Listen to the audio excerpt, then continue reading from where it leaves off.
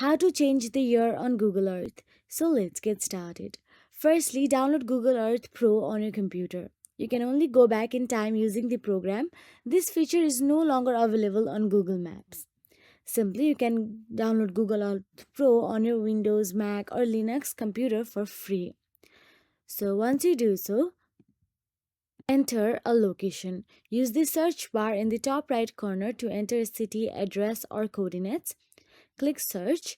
If needed, you can click and drag your cursor to move the camera.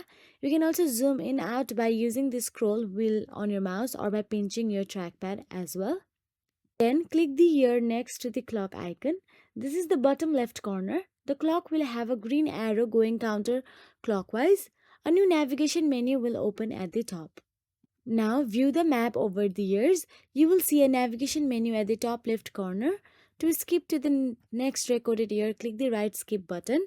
To skip to the last recorded year, click the left skip button. You can also click and drag the slider to scrub through the years.